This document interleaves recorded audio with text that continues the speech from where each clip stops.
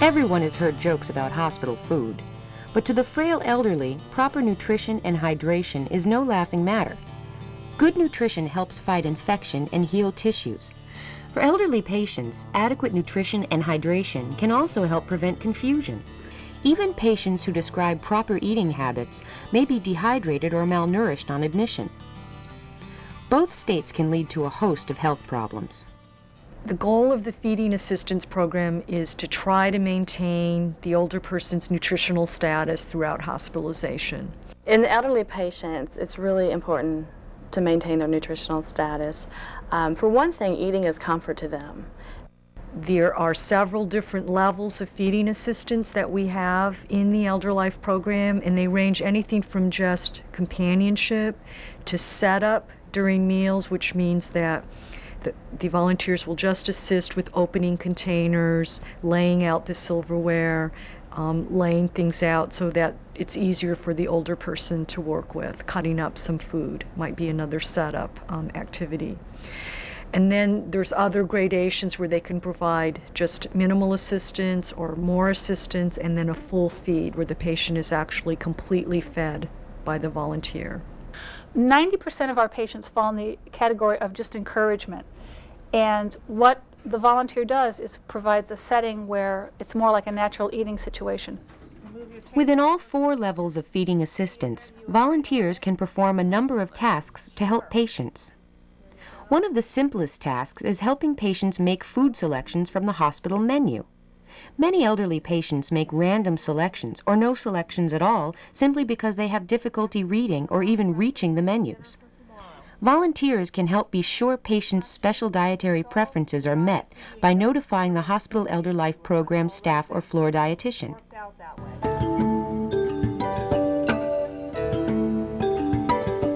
Always check with a nurse before beginning mealtime assistance, because last-minute changes by a doctor for an upcoming test or procedure may mean the addition of food or liquid restrictions not previously noted. But he just asked me for some water, and so I was a bit confused. Shall I give him some? Yes, you can give him some, but please account for it on his intake sheet. Oh, okay. Thank you. When assisting patients at mealtime, volunteers should follow a few general guidelines. Always wash your hands before setting up a tray or helping the patient eat.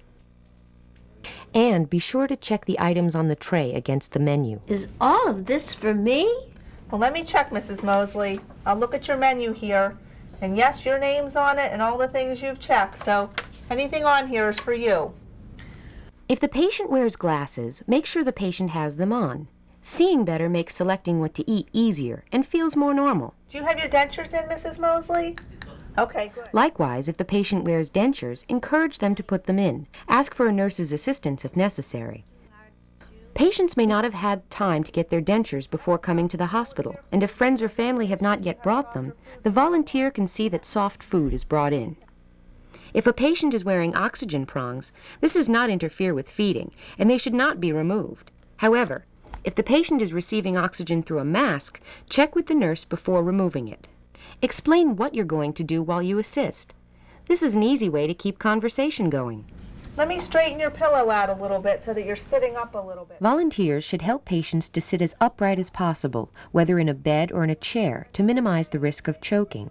Ask the nurse for assistance if necessary. Just maybe a little bit to the right. Okay. Adjust the tray table to a comfortable height in front of the patient and place the call bell within reach.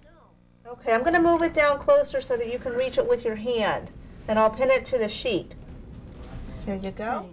Ask if you can help place a napkin across the patient's chest or lap. Would you mind if I pulled up a chair and talked to you a little bit while you eat? No, I would like that. Through your friendly and relaxed manner, you can keep patients focused on the task of eating. You may also be asked to encourage fluids. Do you need to rest a minute or would you like to finish? While you should provide encouragement to patients to keep eating, let them set the pace. Do not rush them. When setting up a tray, volunteers will help remove all covers and unwrap utensils without touching any surfaces that would go into the patient's mouth. Volunteers will open cartons and insert straws in dietary supplements or other drinks. If a patient has difficulty with tasks such as cutting up food or buttering bread, the volunteer can help with this as well. Sure, let me help you get to that a little Help bit. visually impaired patients by telling them where items are located on the tray. The volunteer should be observant for other ways the patient may need assistance. What kind of soup is this? It looks like vegetable soup. We try to make sure that if there's any liquids, hot liquids, that we take the lid off and make sure they're cooled down sufficiently before someone handles them. Same thing for the soups, because they can be very hot, and we try to make sure that the temperatures are right.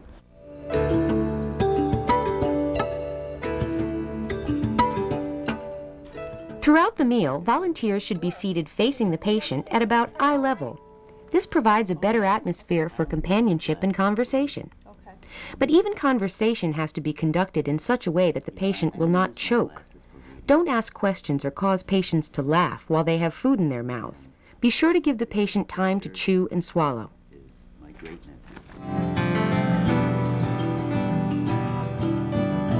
Volunteers should encourage patients to feed themselves as much as possible. This preserves the patient's dignity and maintains a level of independence that hospitalization can sometimes take away. However, for some patients, greater degrees of feeding assistance are needed. Partial feedings might include such things as the volunteer helping to place liquid containers in the patient's hands to avoid spilling, or helping an arthritic patient to grasp utensils. Volunteers need to follow specific guidelines when doing full feedings. Full feedings involve spoon-feeding the patient 1/2 spoonful at a time and allowing time for complete chewing and swallowing.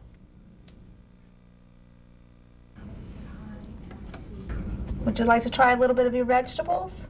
Volunteers should encourage patients to eat as much as possible. It's mixed vegetables. It's corn, potatoes. We try to make sure that they feed people everything with a spoon, because if you're feeding someone, you don't want to be poking those sharp fork tines into someone's mouth. Plus, the spoon serves as a perfect measurement for about how much food you're going to give someone. You don't want to give them too much food at a time, so if you stab something with a fork, you can get a pretty big piece of it that's too hard for someone to eat. And a spoon kind of gives you a natural measure of the pace you want to go at, as how much you want to give someone at a time. Okay, that's good. I'm going to give you another drink of milk to make sure we wash it down. Volunteers can prevent choking by offering liquids frequently during the meal and watching to make sure the patients aren't forgetting to swallow. Sometimes confused patients or ones with some sensory impairments unknowingly store or pouch food in their cheeks. Mrs. Smith, I think you still got some of the roll in your mouth. Could you swallow again for me? Volunteers should gently remind them to swallow. Okay, that's good.